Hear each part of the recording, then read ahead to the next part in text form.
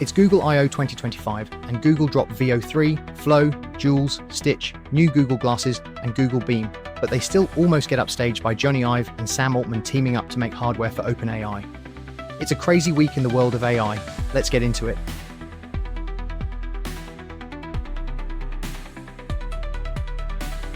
Tomorrow, Google will begin their I/O 2025 conference, and it will of course be packed with AI goodies, but it seems like they didn't want to wait until tomorrow to start launching cool stuff. Today, they announced the launch of an Android app for NotebookLM. This will be a huge step forward for NotebookLM because it will bring the tool into the hands of so many users that won't have bothered with its current web-only interface. Arguably, the mobile app will be a more natural fit for the popular tool, as it will allow you to collect news sources while you're on the go and then play back your notebook podcast without being tethered to your laptop. Great stuff. We also got to hear about a new Google project called Jules, an AI coding agent that looks like it will be competing with OpenAI's Codex. It seems to be able to connect to GitHub, open PRs, write and run tests, and much more. The battlefield for AI coding tools is going to be intense this year.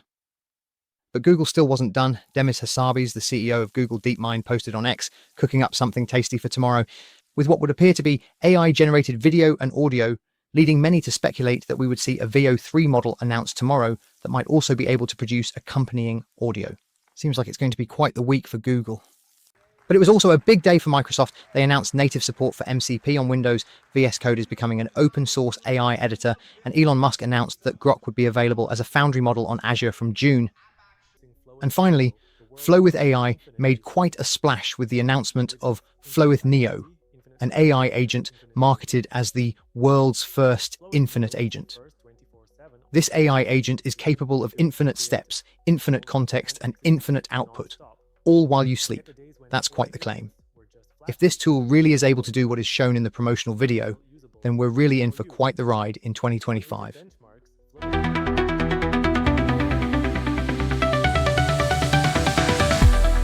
Gemini is getting properly integrated into Chrome. Google want to turn your browser into a full-on AI assistant that can answer all kinds of questions for you. This will include understanding your personal history and connecting to other Google apps. Gemini Live will get a similar treatment. Rather than being constrained to its own environment, it will interact with your whole Google suite. Google Meet is getting an amazing new live translation mode. Speak naturally in your own language, and your words are translated in near real time while preserving your tone, voice, and expression. It's available in English and Spanish, with more languages coming soon. On the AI model front, Google are introducing a new Deep Think mode to Gemini 2.5 Pro. The enhanced reasoning mode uses the latest cutting-edge research in reasoning, including parallel thinking techniques. And Google claimed to have seen incredible performances from it. Google also announced a Gemini diffusion model. This state-of-the-art text diffusion model doesn't predict text directly. It generates outputs by refining noise step by step. This helps it excel at coding and math, where it can iterate over solutions at incredible speed. As anticipated, the new video model Veo 3 was announced. Of course, it boasts a massive step up in video quality over Veo 2, but it also integrates generative sounds. This means that with a single prompt, you can create talking characters and add sound effects to your videos for seamless audio-visual creativity. Hand in hand with Veo 3 was the announcement of a new video storyboarding and editing tool called Flow. With Flow, you can combine assets together to generate the perfect clip and then roll straight into the next scene while maintaining character and visual consistency from the previous clip. It looks incredible, and we think it was the star of the show. Also on the generative audio front, Google announced that they were extending access to their music AI sandbox, powered by the latest song creation model, Lyria 2. This might easily rival the likes of Suno if Google can get the tools right. Rolling out today in the US, Google unveiled a new tool that lets you try on clothes virtually. You can upload a picture of yourself and then see yourself in a range of outfits. It will be interesting to see if this remains as an experiment or if it really catches on. On the hardware front, there were several big announcements. Android XR is a mixed reality system that's been designed to operate a range of wearable devices from lightweight glasses to full-on VR headsets. That's right, Google Glasses are back. We featured a preview of this a few weeks back. The new glasses are designed to be an extension of your phone and integrate AI directly into your audio and visual senses. On the VR side, Google previewed Samsung's Project Muhan VR headset. This is the first Android XR device, and it will be available later this year. It will be interesting to see how they stack up against the Meta Quest offerings. And finally, there was a crazy-looking hardware project called Google Beam that can transform 2D video streams into a realistic 3D experience. This multiple camera streaming device boasts near-perfect head tracking down to the millimeter and can run at 60 frames per second. It's the ultimate 3D zoom experience.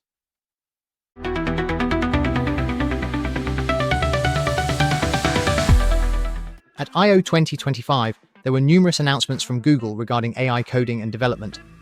Two of the most notable announcements were Stitch and Jules. Jules was somewhat leaked on Monday, and we reported that Google was launching a coding tool that would go head-to-head with OpenAI's Codex that was launched last week. The second big tool to be announced was Stitch. Stitch is a generative AI tool that has been specifically designed to help create web or app user interfaces. But it doesn't just create the visuals, it also generates working code that can be exported and used immediately.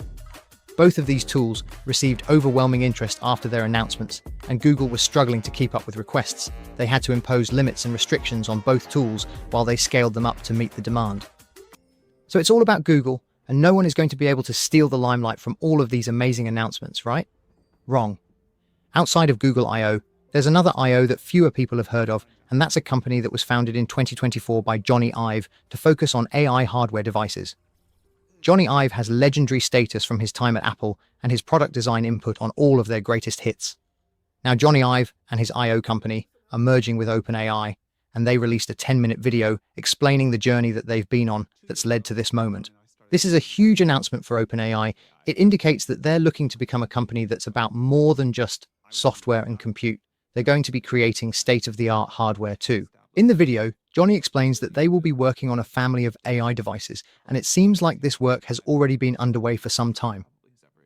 Sam Altman went on to explain, "Jony recently gave me one of the prototypes of the device to take home, and I've been able to live with it. And I think it is the coolest piece of technology that the world has ever seen." The last couple of weeks may have been a little bit quiet in AI, but this week has been explosive. This whole news cycle has probably left Apple in crisis mode. It could still get even more explosive. The week isn't over yet, and there are strong rumors that Claude 4 is imminent, and don't forget about Grok 3.5. And finally, back to Google for a moment. Veo 3, their latest video model, has been churning out the most incredible videos in the past 48 hours. Of course, we were expecting better physics and visuals, but the ability to generate sound to match the video is really game-changing. Some of the best examples have been where hyper-realistic broadcasts have been created from single prompts. This video is of a completely fictional car show where every character convincingly gets interviewed about their thoughts.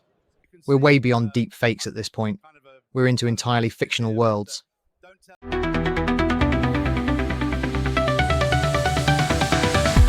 The crazy week of AI announcements continues with the huge news that Claude 4 has been officially launched. We reported yesterday that there were strong rumors of this being the case, and now it's here. Claude 4 is available in two models, the standard Sonnet version and the state-of-the-art Opus version. Both of these models demonstrate big improvements over Claude 3.7 in both math and coding, and its agentic coding in particular, where Anthropic seem to have focused. Anthropic claims that Claude 4 is the world's best AI coding assistant, but that takes more than just the best benchmark scores to achieve, so we shall see. Perplexity CEO Aravind Srinivas announced that task scheduling would be coming super soon. He said that it would be available in all browsers, but that it would work best on their own upcoming browser, Comet. Scheduling tasks that can be completed via your browser will unlock a lot of potential if the integration can be made to feel slick and seamless. And finally, the robots are warming up and honing their skills for the upcoming Mech Combat Arena competition that kicks off this Sunday. Okay, so the skills aren't looking that tight at the moment, but it's early days for these fighters, and perhaps they just don't want to show off their full arsenal of weapons until the big day.